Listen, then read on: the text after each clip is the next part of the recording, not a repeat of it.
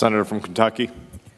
Mr. President, I rise in support of my amendment to pay for this economic stimulus package by removing less important spending from elsewhere in the budget. I would ask every American, if you were faced with a personal crisis and how to spend extra money, and you had to spend extra money on food and medicine, money that you had to borrow from a relative, wouldn't you prioritize your resources and immediately stop loaning money to friends overseas for their children to go to, for example, space camp? Wouldn't you stop funding clown colleges in Argentina? If you had a true emergency like this pandemic, wouldn't you stop building roads and gas stations in Pakistan? If you had a true emergency like this corona pandemic, wouldn't you immediately stop spending money studying why drunk people fall down more than sober people? I ask my colleagues to stop wasting money in this time of crisis. Stop being a rubber stamp for wasteful spending. Do your jobs and prioritize our precious resources. It is our job and our responsibility to conserve these resources. Why is this important? Why shouldn't we just print or borrow the money instead of making cuts in things like foreign aid? Because next time, maybe in the not too distant future, our children may not even be able to borrow their way out of a crisis. Our dollar will be devalued, our economy ruined, all because we will have been profligate fools with our resources.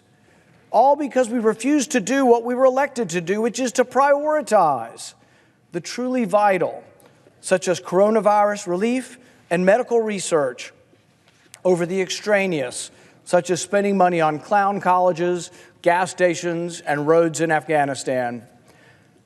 To my fellow Americans, remain hopeful, remain kind, remain faithful, and above all, remain resilient.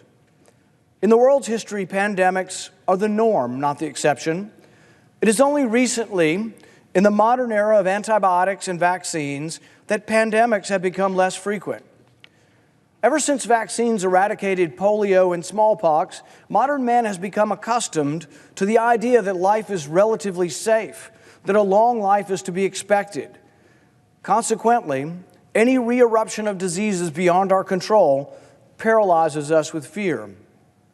People have forgotten what it was like to experience the annual dread of recurring infectious disease. My parents remember vividly the polio pandemics of the 1950s. In one of the last great outbreaks of polio before the vaccine, almost 60,000 people contracted polio and over 3,100 died. Jonas Salk was greeted as a conquering hero for developing the first widespread polio vaccine, but that was nearly 70 years ago.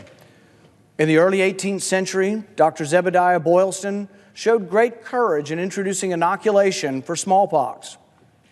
Within a generation, smallpox was on the wane and ultimately defeated when Edward Jenner discovered how to vaccinate using the milder cowpox. This latest pandemic already has heroes, some known, but most of these heroes are unknown, doctors and nurses on the front lines. The innovators among us are already putting forth potential treatments, possible cures. A half-dozen antiviral medications are in the final stages of study. Researchers believe that an old drug developed for malaria may help. Reports indicate that scientists will likely set a speed record in developing a vaccine. Now is not the time for malaise. Now is the time for optimism.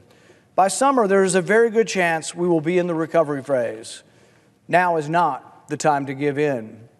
Several generations have grown unfamiliar. They've grown up unfamiliar with the devastation of pandemics. And even now, when it's impossible to look the other way, the young and healthy rationalize their relative safety. Psychologically, it's easier for the young and healthy to view mortality as something that happens to the old and unhealthy. Coronavirus scares us because it kills not only the old and infirm, but the young and vibrant, although much less frequently. One of the coronavirus's first victims was a 32-year-old previously healthy ophthalmologist in Wuhan. The question is not how serious is the pandemic or whether we should act, but whether there is a plan of action that can preserve our economy and lead to a quick rebound. I don't think anyone will ever know for certain whether grinding the U.S. economy to a halt was necessary.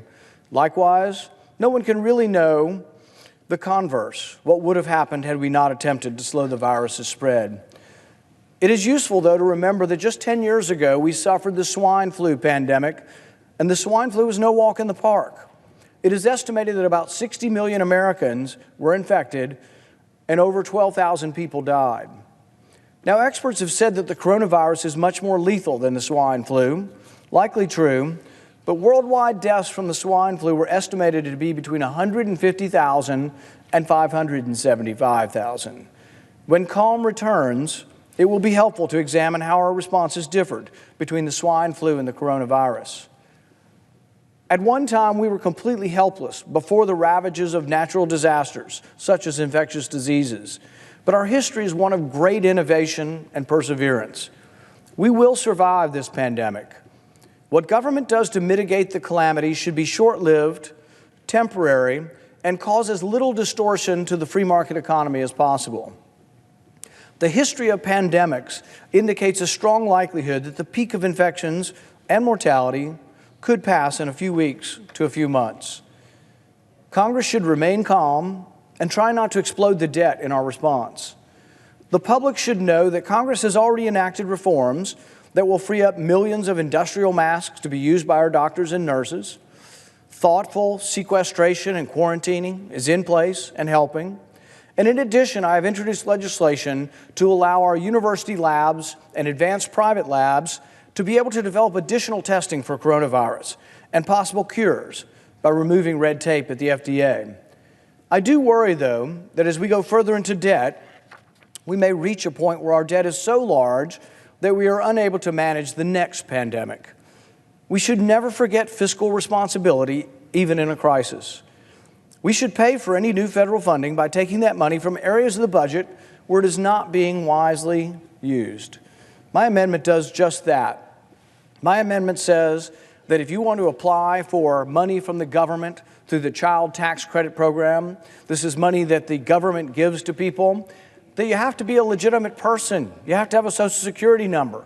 We've been talking about this reform for a decade now, and we never seem to be able to get it passed. It has nothing to do with not liking immigrants. It has to do with saying taxpayer money shouldn't go to non-people. You should have to be a person to get taxpayer money. It just says you have to have a Social Security number. People estimate this would save $26 billion. That goes a long way towards paying for this bill. I think we should also end the war in Afghanistan. We're spending $50 billion a year on that war, and it's mostly not to fight war, it's to build stuff for them. It's to build infrastructure for them. We've got a lot of problems with infrastructure in our own country without spending $50 billion a year in Afghanistan. If we have a true emergency now, it's our job to prioritize, to take that money from where it's not being spent wisely to spend it on something that we need at the moment. My bill also allows the president to look throughout the budget and transfer money from any other wasteful areas. If you look at our budget, it's loaded with waste. Nobody ever calls the waste. And we have an emergency and they say, let's just borrow more money. Instead, what we should do is we should actually take money that's unwisely spent and move it over to account for this emergency. What I'm offering is a very reasonable proposal. We simply pay for this emergency bill by taking money from other areas of waste in the budget. Thank you, Mr. President.